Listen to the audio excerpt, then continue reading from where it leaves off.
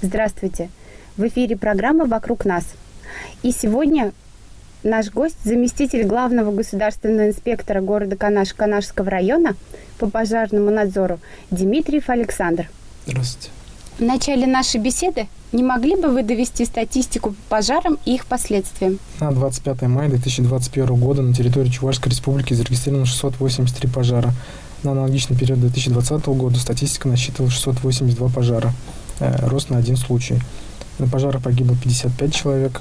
На аналогичный период 2020 года была зарегистрирована гибель 23 человек. Рост более чем в 2 раза.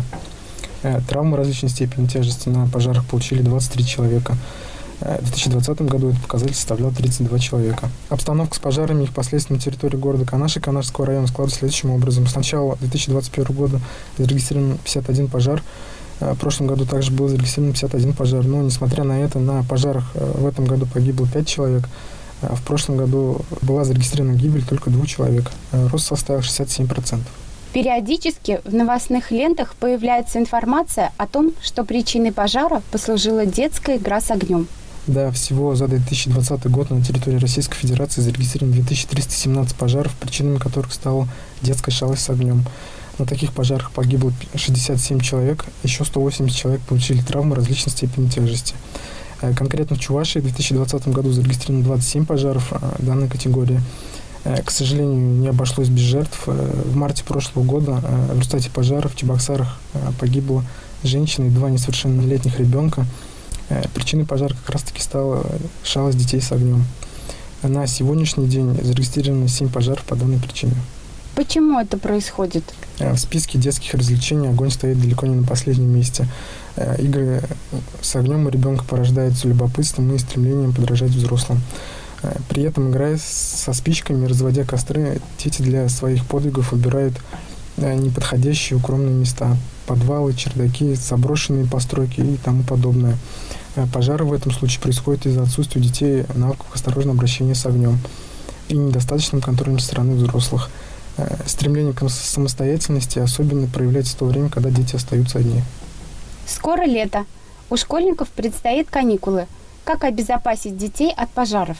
Обучение детей пожарной безопасности не сиюминутное дело. Культуру пожаробезопасного поведения необходимо прививать детям с самого раннего возраста и не прекращать эту работу по мере их взросления. Это долгий и трудный процесс, в котором каждый взрослый должен принимать участие. Дома родители, в детских садах воспитатели, в школах преподаватели. Все мы обязаны обеспечить неукоснительное выполнение детьми правил пожарной безопасности.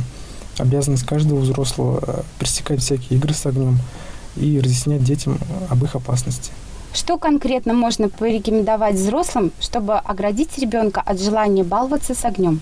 Необходимо запомнить ряд рекомендаций, которые помогут предотвратить опасную ситуацию. Не разрешайте детям пользоваться спичками и другими источниками открытого огня в отсутствии взрослых. Не оставляйте на виду в легкодоступных для детей местах спички, зажигалки. Старайтесь не оставлять детей без присмотра, контролируйте их действия. Научите ребенка пользоваться газовой плитой и не упускайте детей из виду, когда плита включена. Спички, зажигалки всегда приобретайте сами, не доверяйте и не просите это делать ребенка. Следите за своими действиями. Иногда поступки взрослых бывают эффективнее слов и запретов. К примеру, стоит отказаться от курения в присутствии детей. Летом также будет актуально объяснить ребенку опасность поджога сухой травы и тополиного пуха. Необходимо предупредить ребенка о том, что огонь может быстро распространиться, тем более в жаркий сухой день, и привести к тяжелым последствиям. Также не проходите мимо детей, которые играют со спичками или пытаются развести костер в отсутствии взрослых. Заучите с ребенком номера телефонов экстренных служб. Это 01 101 112. Разъясните порядок действий в случае обнаружения загорания. Стоит ли придерживаться каких-либо правил в процессе обучения детей? В процесс обучения детей стоит подходить с особой осторожностью. Элементарный запрет на игры со спичками может побудить ребенка к действиям. Из-за любопытства малыш решит проверить, почему же все-таки нельзя играть с огнем. Поэтому не бойтесь сгущать краски при рассказе о возможных последствиях.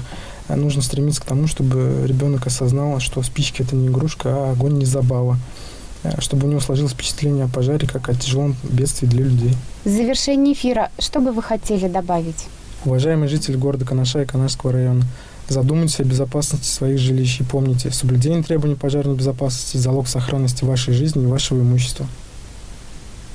На этом наш эфир подошел к концу. Всего вам доброго. До свидания. До свидания.